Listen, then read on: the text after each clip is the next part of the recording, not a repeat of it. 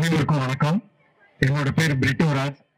நான் சென்னையில தலைமை செயலகத்துல சிறப்பு திட்ட செயலாக்கத்துறை அந்த துறையில வேலை பார்த்துட்டு இருக்கேங்க. பண்ருட்டியில இந்த பலாவிற்கான திருவிழா அப்படின்னு சொன்னோடனே எனக்கு சந்தோஷமா இந்த இடத்துக்கு வந்தேன். இங்க வந்ததுக்குள்ள ஒரே ஒரு முக்கிய காரணம் என்ன அப்படின்னா, இந்த பலாவை பண்ருட்டியில இருந்து நகர்த்தி வெளியே கொண்டு போகணும் அப்படிங்கிற ஒரே ஒரு எண்ணம் தான். வர்ற வழியில பார்த்தனுங்க, ஒரு 20-30 கடைகள்ல பலாவை அடுக்கி வச்சிருக்காங்க. நிறைய பேர் நின்று வாங்கிட்டு போறாங்க. நேற்றும் பார்த்தா சென்னையில் இருக்கக்கூடிய பல பகுதிகளில் இருக்கக்கூடிய பல இடங்களுக்கு போய் பார்க்கிறேன். ஒரு இடத்துல கூட பலாவோட பரவலாக்கம் கம்மியா இருக்கு. அதற்கு முன்னாடி திருச்சி போயிருந்தோங்க, அமைச்சரோட திருச்சிக்கு போயிருந்தப்ப அங்கேயும் பாக்குறோம். ஒரே ஒரு கடையில வச்சிருந்தாங்க. ஒரே ஒரு இடத்துல ஒருத்தர் மட்டும் பலாச்சலையை உரிச்சு வித்துட்டு இருந்தாரு. இந்த மாதிரி ஒரு அமைப்பு இருக்கக்கூடிய நிலை நமக்கு பலாவிற்கு இருக்கிறது. ஒண்ணு. ரெண்டாவது, ரோடுகள்ல விற்கக்கூடிய அந்த முறையை நம்ம பார்த்தோம் அப்படின்னு சொன்னா, இது ஏதோ ஒரு சாதாரண பழம் மாதிரியே ஒரு அமைப்புல நம்ம அதை கவனிச்சுட்டு இருக்கோங்கிறதுதான் தெரியுது. இப்ப உதாரணத்துக்கு நான் என்னோட சொந்த ஊர் திண்டுக்கல். எங்க ஊர்ல வெள்ளவுடுன்னு ஒரு இடம் இருக்குங்க. அங்க கருப்பு திராட்சை இருக்கு. அந்த திராட்சைய நாங்களும் ரோட்ல போட்டுதான் முதல் விற்றோம். அதுக்கடுத்து என்ன செஞ்சோம், இப்ப நீங்க மதுரையை தாண்டி போனோம் அல்லது மதுரை எந்த வெளியில போகணும்னாலும் நீங்க ஒரு இடத்த பார்க்கலாம். டப்பாக்குள்ள போட்டு அந்த திராட்சைய உள்ள வச்சு விற்கிற ஒரு சூழ்நிலையை பார்க்கலாம். அப்ப ஒரு ஃபேஸ் லிப்டிங், முகத்தை மாத்துறது. அதே திராட்சை தான் ஒரு கார்ல நிக்கிறாங்க. இவர் எடுத்து அத இந்த குப்பை போடுங்க, இந்த குப்பை போடுங்க அப்படின்னு சொல்ல முடியாது. டப்பாக்குள்ள வச்சிருக்காங்க. ஒரு டப்பா எவ்வளோ? 100 ரூபாய் சொல்றதான் விலை. வாங்கிட்டு போயிட்டே இருக்காங்க. ஆனா இன்னைக்கு உளுந்தூர்பேட்டை தாண்டி போங்க, சென்னை வரலாம், ஒரு சின்ன பிளாஸ்டிக் பையில வச்சு வித்துட்டு இருக்காங்க. ஒரு பஸ்ஸுக்குள்ள வச்சு வித்துட்டு இருக்காங்க. இதான் நம்மளுடைய பலாவுடைய முகமா? ஏன் அதோடைய முகத்தை நம்ம மாற்றக்கூடாது? இதை சொல்லணுங்கிறதா என்னுடைய இரண்டாவது பாயிண்ட். மூணாவது பாயிண்ட், உலகம் எல்லாம் எடுத்துட்டோம்னா 3000 கோடிக்கு வருஷத்துக்கு பிசினஸ் நடக்கக்கூடிய ஒரு தொழில் பலா தொழில். இந்த 3000 கோடியில 720 கோடி ரூபாய் தாய்லாந்தோடது, 600 கோடி ரூபாய் மலேசியாவோடது. நம்மளோட அளவு எவ்வளவு தெரியுங்களா? 40 கோடி. ஒருத்தங்க 3000, நம்ம 40. நம்ம பொருளை ஏன் நமக்குள்ளே வச்சிருக்கோம்? நம்ம பொருளை ஏன் மற்றவங்களுக்கு கொடுக்க கூடாது? பரவலாக்கம் பண்றது ஏன் பண்ணக்கூடாது? இந்த செய்தி என்ன நிறைய பேர் பேசுறாங்க அப்படிங்கிறதுக்காக ஒரு சில முக்கிய செய்திகளை மட்டும் சொல்லணும் அப்படின்னு நினைக்கிறேங்க. இங்க இந்த பதிவை பார்த்துட்டு இருக்கக்கூடிய பலா வைத்திருக்கக்கூடிய தமிழ்நாட்டில் இருக்கக்கூடிய பல்வேறு இடங்களையும் சார்ந்த, உதாரணத்துக்கு முதல் பண்ருட்டி, 2வது புதுக்கோட்டை, 3வது திண்டுக்கல், 4வது கன்னியாகுமரி, 5வது தென்காசி, ஜவ்வாதுமலை, ஏற்காடு, மேட்டுப்பாளையம். இந்த பகுதிகளில் எங்கெல்லாம் பலா வச்சிருக்காங்களோ இங்கெல்லாம் இணைந்த ஒரு கூட்டமைப்பு நம்ம உருவாக்கி ஆகணும். இந்த கூட்டமைப்போட முக்கியத்துவம் என்ன? இந்த கூட்டமைப்பு ஒவ்வொரு பகுதியிலும் இருக்கக்கூடிய தரமான பலாவை கண்டறியணும், அது வெளியில சொல்லணும், அதனுடைய தரமான கன்றுகளை வெளியில கொண்டு வரணும். இப்ப ஜிஐ டேக் வாங்கியிருக்காரு ஐயா. ஜிஐ டேக் வாங்கினதுனால என்ன லாபம்?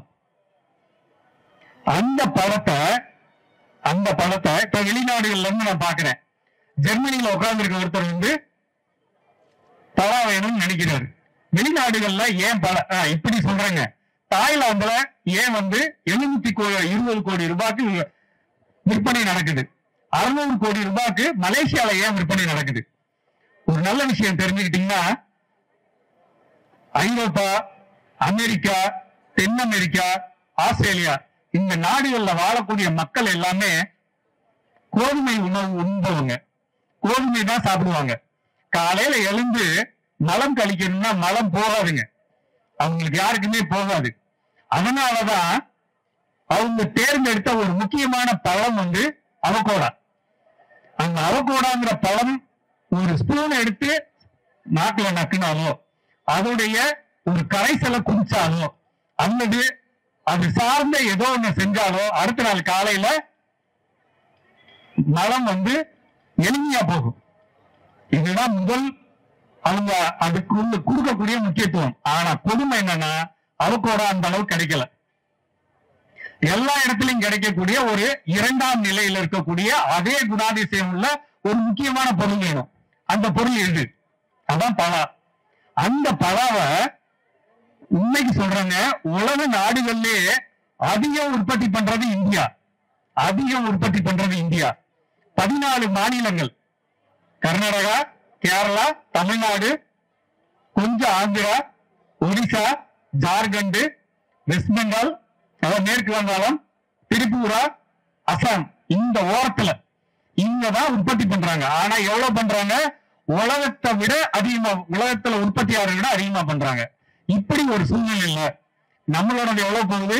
வெறும் 40 கோடி. அவங்க எவ்வளவு பண்றாங்க? 720 கோடி. இந்த இடத்துல என்ன நடக்குது? ஒரு பொருளோட நன்மைய வெளியில சொல்ல தெரியுது.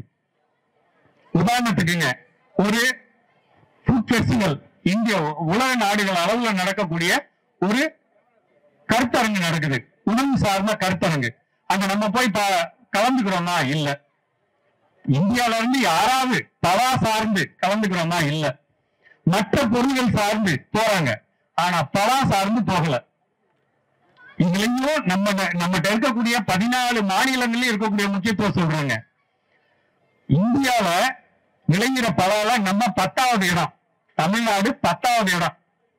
முதல் மாநிலம் திரிபுரா, ஒரு குட்டியுண்டு மாநிலம், முதல் இடம். ஒடிசா, ஜார்க்கண்ட், அவ்வளவு பலாக இருக்கு. இருந்தாலும் அவங்களால விற்க முடியல. நீங்க இந்த பலா சம்பந்தப்பட்ட வாட்ஸ்அப் குழுக்கள் எல்லாம் பாக்குறீங்க. கர்நாடகால அந்த ரகம் இருக்கு, இந்த ரகம் இருக்கு, அந்த ரகம், 1000 ரகங்கள் சொல்றாங்க சிறந்த ரகங்கள்னு. கர்நாடகா 7வது இடத்துல இருக்கு. கேரளா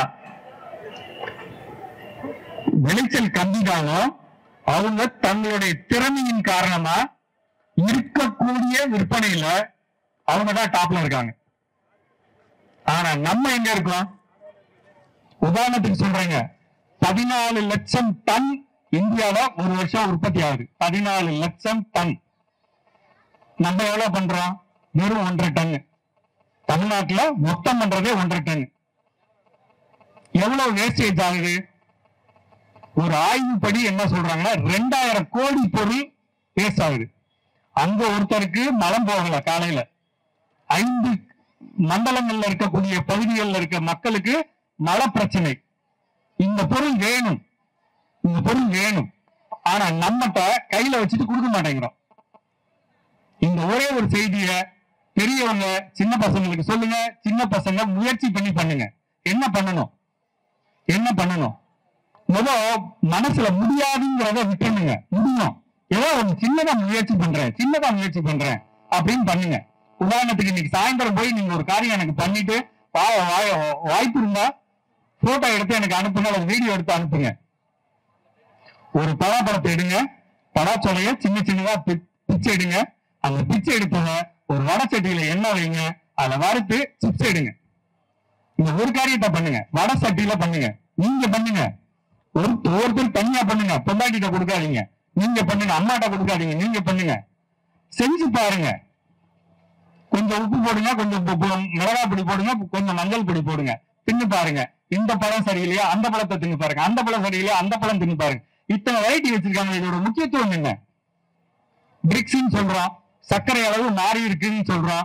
நீங்க பேசுறப்ப எப்படி ஒரு என்ன சொல்ல, ஒரு உங்களை பத்தியே குறைவா என்ன பேசிக்கிறீங்க? நாட்டு மரங்க, இங்க பண்ருட்டியில நிறைய மரம் இருக்கு, ஒவ்வொன்றும் ஒவ்வொரு சுவை, அதனால விற்க மாட்டேங்குதுங்க. நீங்களே என்ன அவங்களை தப்பா சொல்றீங்க? 20 பிரிக்ஸ் அப்படிங்கிறது இப்ப ஒண்ணு சேர்த்து சாப்பிட்டீங்கன்னா உங்களுக்கு சுவை தெரியும்னா 12 பிரிக்ஸ் அப்படின்னு சொல்லக்கூடிய அந்த அளவு இருந்தாலே பரவாயில்லைங்க, நல்லா டேஸ்டா இருக்குங்க. 12 எங்க ஊர்ல இருக்குங்க, திண்டுக்கல்ல 12. நாங்கெல்லாம் மலைக்கு போறப்ப, சிறுமலை போறப்ப, காய்ச்சலூர் போறப்ப அந்த பழத்தை தின்னோம். 12 அதுவே அப்படிங்கிறப்ப பண்ருட்டி பலாவோட சராசரி 18ல இருந்து 26ங்க சராசரி. ஒரு சில பேரு 32ல இருந்து ஐயா மாதிரி 42 வரல வச்சிருக்காங்க. ஏன் இது வெளியே வரல? இந்த கன்றுகள் வெளியே வரணும். இதை கண்டுபிடிக்கணும் அப்படின்னா ஒரு கூட்டமைப்பு இருக்கணும். அந்த கூட்டமைப்புல முதல் உங்க பகுதியில் இருக்கக்கூடிய எந்தெந்த பகுதியில பலா போட்டிருக்காங்க அப்படிங்கிற அந்த தரவு இருக்கணும். யார் யாரெல்லாம் பலா வச்சிருக்காங்க, எவ்வளவு வச்சிருக்காங்க, எவ்வளவு உற்பத்தி ஆகுது அப்படிங்கிற கணக்கு அப்படி ஒரு கமிட்டி இருந்தா இருக்கும், அந்த கவுன்சில் இருந்தா இருக்கும். அதுல யாரோடது தரமானது, ஐயாவோடது 42 ஒத்துக்கிறேன், 36 யார்ட்ட இருக்கு, 33 யார்ட்ட இருக்கு, 30 யார்ட்ட இருக்கு, சுவையான பழங்கள் யார்ட்ட இருக்கு, அதெல்லாம் வெளிநாடுகளுக்கு நான் போனப்ப பார்த்திருக்கேனுங்க. பலாவோட முக்கியமான நெகட்டிவான பிரச்சனை என்ன? பலாவை ஏன் பிடிக்காது எல்லாருக்கும்? இம்புட்டு பெரிய பழத்தை தூக்கிட்டு போக முடியாது. 1 கிலோ ஆப்பிள் வாங்கினீங்கன்னா ஒரு கேரி பேக்ல தூக்கிட்டு போகலாம். பலாப்பழத்தை தூக்கிட்டு போக முடியுமா? கார்ல வச்சு கொண்டு போனா கையில ஒட்டும், அல்லது கவரே போட்டிருந்தாலும் பெரிய பழமா இருக்கும், வெயிட்டா இருக்கும். ஆனா அதுல இருக்க சுளைகளோட எண்ணிக்கை கம்மி.